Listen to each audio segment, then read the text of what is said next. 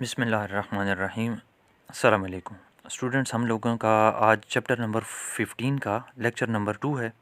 आपको याद होगा कि लास्ट लेक्चर में मैंने average value of an alternating current और अल्टरनेटिंग वोल्टेज आपको बताया था कि वो ज़ीरो के इक्वल आती है और हमेशा ज़ीरो के इक्वल आती है, क्योंकि पॉजिटिव साइड और नेगेटिव साइड एक साइकिल की एक जैसी होती है। सो एवरेज उसकी ज़ीरो निकलेगी। इसका फिज़िकली मतलब ये है कि इलेक्ट्रिसिटी इस्तेमाल ही नहीं होती, लेकिन हम जानते हैं कि इलेक्ट्रिसिटी तो इस्तेमाल होती है। अब मैथमेटिक्स में कोई गड़बड़ तो है ना, जिसकी वजह से ये कंट्रोवर्सी आ रही है।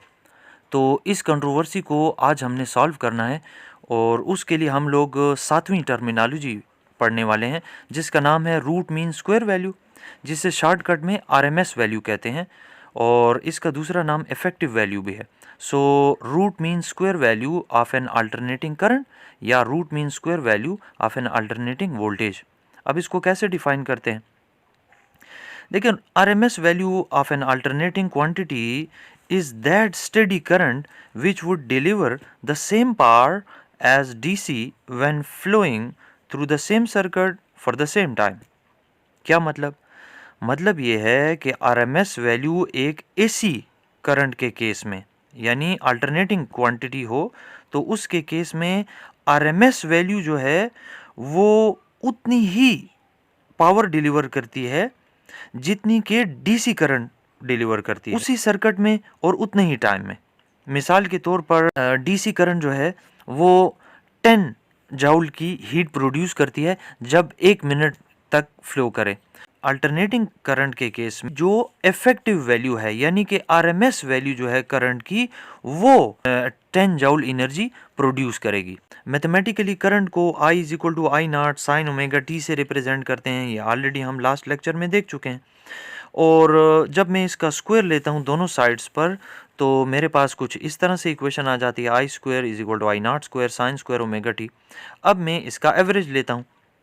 जब एवरेज लूँगा एक साइकिल के लिए, याद रखें कि एक साइकिल जो है ना, उसका बिहेवियर समझ आ जाए तो उसके बाद तो एसी सर्किट के अंदर बाकी सारे साइकिल तो पहले वाले साइकिल की रिपीटिशन होते हैं। लिहाजा एक साइकिल को समझना ज़रूरी है, लिहाजा मैंने एवरेज भी एक ही साइकिल के लिए लिया है। So taking average over one cycle, तो मेरे पास आ जाता है कुछ इस तरह से। ये सिंबल जो है ये एवरेज का निशान है। अब आई नॉट स्क्वायर जो है वो कांस्टेंट है, वो मैंने वो एवरेज के साइन से बाहर निकाल दिया। मेरे पास आ जाता है साइन स्क्वायर ओमेगा टी और उसका एवरेज लेना है। अब मैथमेटिक्स के अंदर साइन स्क्वायर ओमेगा टी जब हम फाइंड करते हैं फॉर वन कंप्लीट साइकिल, तो वो हमारे पास बराबर आता है 1 डिवाइडेड बाय 2 का। तो मेरे पास इक्वेशन कुछ इस तरह से आ गई। अब इसके बाद मैंने स्क्वायर रूट अप्लाई करना है, तो देखें एवरेज के बाद अब स्क्वायर रूट का सिंबल भी मैंने लगा दिया। राइट हैंड साइड पर भी ज़ाहिर लगाएंगे तो स्क्वायर स्क्वायर रूट से कैंसिल हो जाएगा, 2 जो है अंडर रूट के अंदर ही आ जाएगा। अब ये जो लेफ्ट साइड पर रूट लगा हुआ है, उसके बाद एवरेज है जिसको मीन भी कहते हैं, और फिर उसके बाद स्क्वायर है किसका? करंट का। तो इसको बजाय 3 बार निशान डालने के मैंने स्क्वायर रूट की जगह आर लिख दिया, एवरेज की जगह या मीन की जगह एम लिख लिया और स्क्वायर की जगह एस लिख लिया। यानी इसको शॉर्टकट में लिखने का अंदाज जो है वो अपना यूं कर दिया कि आई आर एम एस, और राइट हैंड साइड जो है वो वैसी की वैसी ही है। सो ये है आपकी root mean square value of an alternating current, जो कि बराबर आती है I naught divided by under the root 2।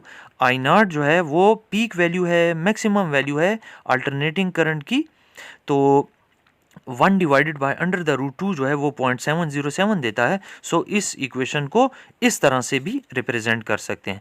ये स्टूडेंट्स मैंने कैलकुलेशन जो की है वो अल्टरनेटिंग करंट के लिए की है। आप चाहें तो अल्टरनेटिंग वोल्टेज के लिए भी ये इक्वेशन हासिल कर सकते हैं। तो अगर वोल्टेज के लिए किया होता तो हमारे पास जवाब आता वी आर एम एस, यानी कि R M S value of voltage is equal to V not divide by under the root 2 या 0.707 मल्टीप्लाइड बाय वी नॉट। तो ये था रूट मीन स्क्वायर वैल्यू। अच्छा, अब आप इस ग्राफ को देख लें।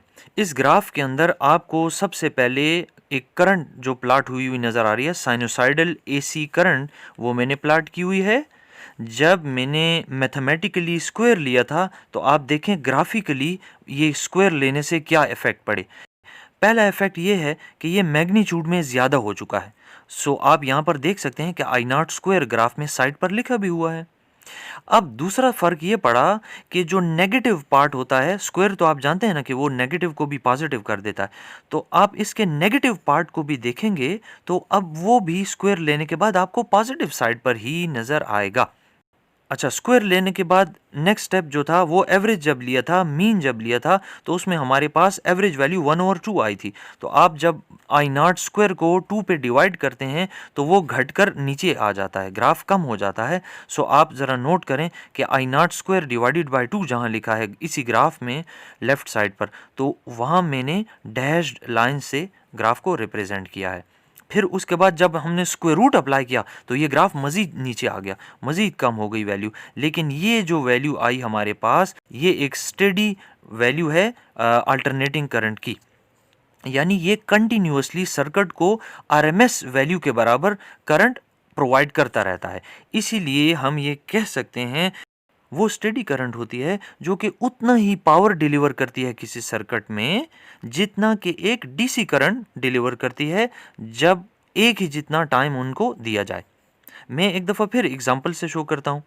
देखें, आपने अल्टरनेटिंग करंट प्रोवाइड की एक सर्किट को, तो उसकी आरएमएस वैल्यू जो है वो उतना इफेक्ट प्रोड्यूस करेगी जितना कि डीसी करंट प्रोड्यूस करती है। तो इस बात को मैथमेटिकली हम यूं भी लिख सकते हैं कि I R M S is equal to I D सी।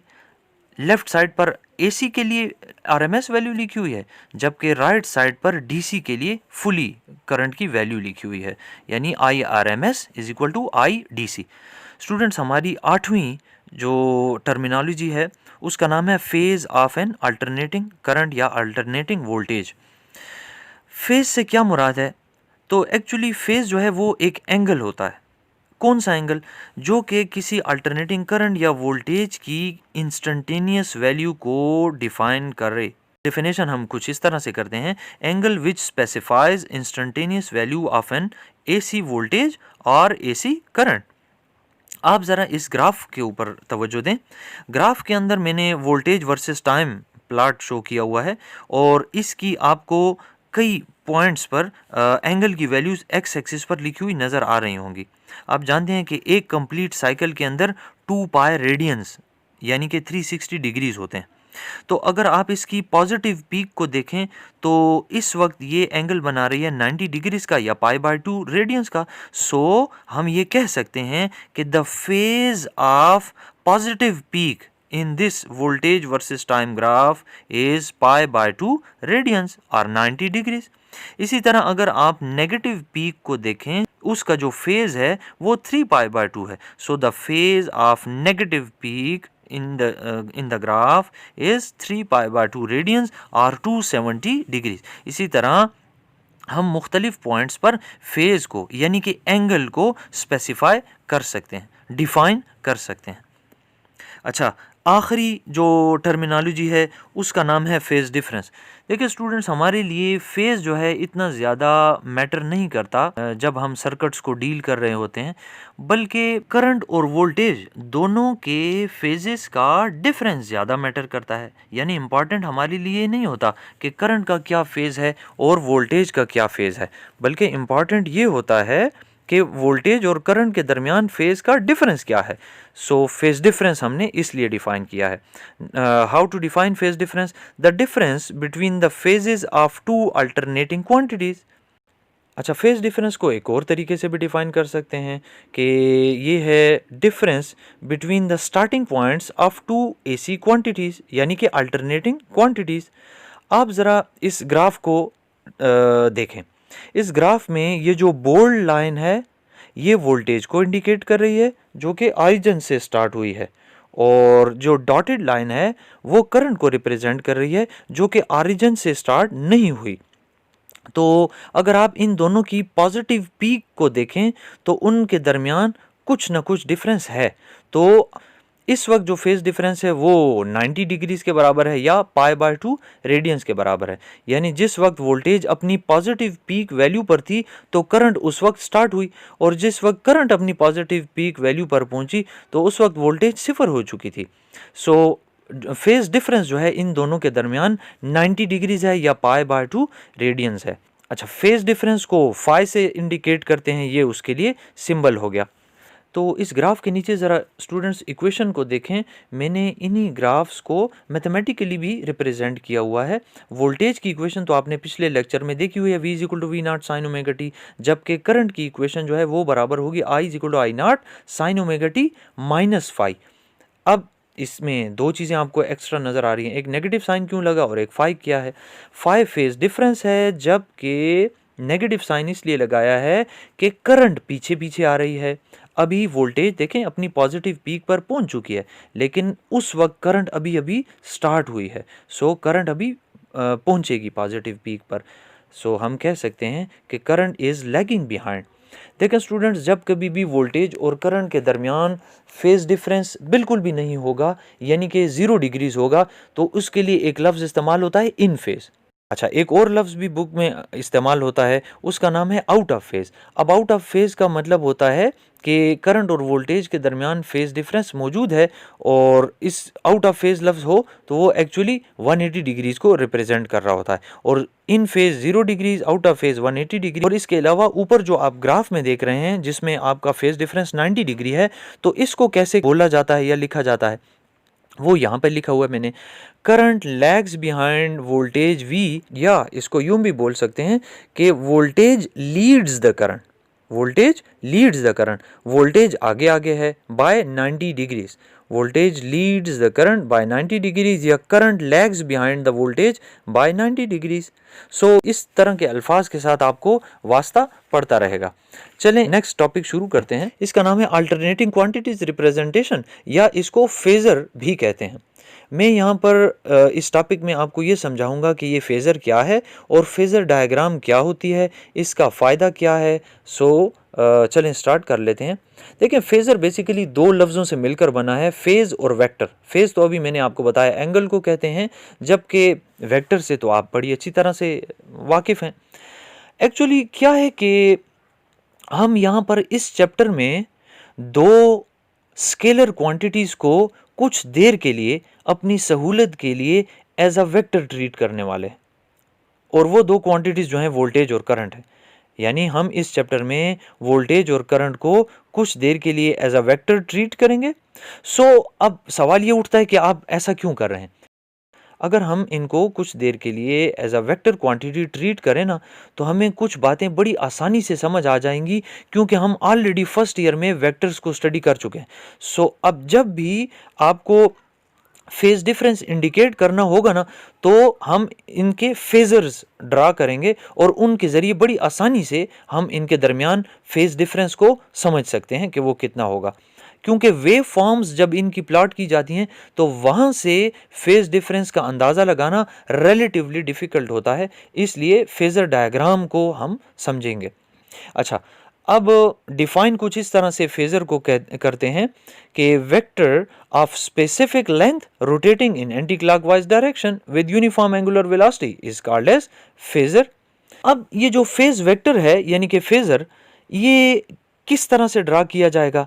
देखें, आपकी ये जो अल्टरनेटिंग करंट और वोल्टेज है ना, इसकी जो पीक वैल्यू है, इसको हम एक सूटेबल स्केल के ज़रिए उसी तरह कन्वर्ट कर देंगे इसकी लेंथ के अंदर, जिस तरह हमने ग्राफिकल रिप्रेजेंटेशन ऑफ वेक्टर सीखी थी।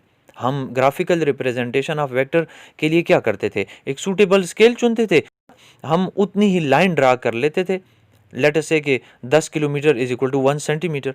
तो इसी तरह यहाँ पर भी वोल्टेज और करंट की पीक वैल्यूज़ को एक सूटेबल स्केल चुनकर लेंथ में कन्वर्ट कर दिया जाएगा। सो मैंने यहाँ पर ये लिखा है कि the length of our phasor यानी कि फेज वेक्टर, वो क्या इंडिकेट करेगी, the peak value of alternating voltage या अल्टरनेटिंग करंट, जबकि डायरेक्शन जो है वो फ्रॉम पॉजिटिव एक्स एक्सिस ली जाएगी और उसी तरह एंटी क्लॉकवाइज में ली जाएगी, जिस तरह हम वेक्टर्स पढ़ते हुए एंगल को पॉजिटिव एक्स एक्सिस से लेते थे और एंटी क्लॉकवाइज डायरेक्शन में लेते थे। सो यही सब कुछ जो है मैंने एक तरफ राइट साइड पर देखें तो वेव फॉर्म की शक्ल में भी ड्रा किया हुआ है, और लेफ्ट साइड पर देखें तो मैंने उसको फेज़र की शक्ल में भी रिप्रेजेंट किया है। ये जो आपको पोजीशन वेक्टर नज़र आ रहा है ना, ये एक्चुअली फेज़र है और ये मुख्तलिफ पॉइंट्स पर देखेंगे ये किस तरह हमें क्या इन्फॉर्मेशन देता है, अभी आपको बता देते हैं। सबसे पहली चीज़ तो आप ये नोट करें कि जिस वक्त हमारी ये करंट या वोल्टेज जो मैंने यहाँ वेव फॉर्म की शक्ल में प्लाट की हुई है, ये स्टार्ट हो रही होती है तो मैंने उसको पॉइंट ए से रिप्रेजेंट किया है। सो हमारा फेज़र भी देखें तो ऑरिजिन से पॉजिटिव एक्स एक्सिस के साथ बिल्कुल पैरेलल है और पॉइंट ए पर मौजूद है। जो ही हमारी करंट या वोल्टेज पॉइंट बी पर पहुंचती है तो देखें मैंने फेज़र को भी लेफ्ट साइड पर ज़रा नोट करें कि बी पर रखा हुआ है। सो उस वक्त हमारा फेज़र पॉइंट बी पर होता है। जब हमारी करंट या वोल्टेज पॉइंट सी पर पहुंचते हैं तो हमारा फेज़र देखें वो भी लेफ्ट साइड पर नोट करें कि पॉइंट सी पर पहुंच चुका है। इसी तरह जब आप नोट करें कि डी पर हमारी करंट या वोल्टेज पहुंचती है तो फेज़र भी डी पर पहुंचा हुआ है, और ई पर देखें नेगेटिव पीक वैल्यू को देखें तो उस वक्त फेज़र पॉइंट ई पर होता है। और फिर जब ई से वापस ए तक आ जाती है तो यहाँ पर फेज़र भी वापस अपनी पोजीशन पर आया होता है। तो ये जो इलस्ट्रेशन है, ये जो फेज़र डायग्राम है, ये बेस्ट इलस्ट्रेशन है अल्टरनेटिंग क्वांटिटीज़ को इंडिकेट करने की।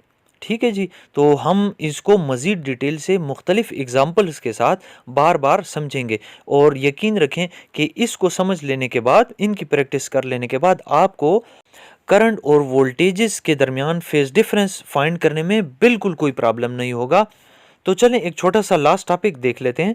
आप लोगों ने चैप्टर नंबर 12 में जब आप इलेक्ट्रोडायनेमिक्स पढ़ रहे थे तो उसमें आपने पावर को डिफाइन किया था कि power is equal to the product of current and voltage. तो हम आज यहाँ पर भी इंस्टेंटेनियस पावर को डिफाइन करते हैं, और उसी नॉन डेफिनेशन से मैं स्टार्ट ले रहा हूँ कि power is equal to I into V. अब देखें करंट का फार्मूला जो है I is equal to I not sine omega T and V is equal to V naught sine omega T मैंने पुट कर दिया, जो कि लेक्चर नंबर 1 में आप लोग देख चुके हैं। अच्छा, आई नॉट वी नॉट तो साइड पर कर देंगे, साइन साइन बन जाएगा साइन स्क्वायर। इसके बाद मैं एवरेज लेता हूँ, तो एवरेज कैलकुलेट करने के लिए आई नॉट वी नॉट तो कांस्टेंट्स हैं, वो मेरे बाहर ही रहेंगे, और एवरेज पावर जो है वो बराबर हो जाएगा आई नॉट वी नॉट और एवरेज और साइन स्क्वायर ओमेगा टी। अब sign square omega T for one complete cycle is 1/2, ये आपको अभी कुछ देर पहले बता चुका हूं। सो मैं साइन स्क्वायर ओमेगा टी की जगह 1/2 पुट कर दूंगा, और 2 को मैं स्प्लिट करके √2 मल्टीप्लाइड बाय √2 की शक्ल में लिखता हूं।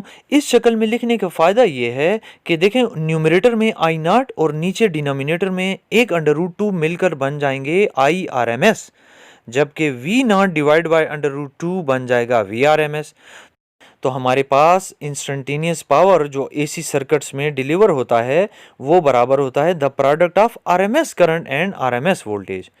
ठीक है जी, तो यहाँ पर मैं अपने लेक्चर को वाइंड अप करता हूँ। लेक्चर नंबर 3 में हम सिंगल एलिमेंट एसी सर्किट्स पढ़ेंगे, यानी कि एसी सोर्स के साथ एक सिंगल रेजिस्टर कनेक्ट करेंगे और उसके बिहेवियर को स्टडी करेंगे। उसमें ये फेजर डायग्राम भी होगी, पावर भी निकालेंगे, और करंट और वोल्टेज की इक्वेशंस को भी देखेंगे, बिल्कुल उसी तरह जिस तरह के लेक्चर नंबर 1 और लेक्चर नंबर 2 में हमने इन सब को देखा है। तो स्टूडेंट्स, लेक्चर नंबर 3 जो है उससे पहले आपने इन दोनों लेक्चर्स को, यानी कि आज के लेक्चर को और लेक्चर नंबर 1 को बहुत तवज्जो के साथ समझना है, पढ़ना है। सो चलें नेक्स्ट लेक्चर में मिलते हैं, तब तक के लिए अल्लाह हाफिज़।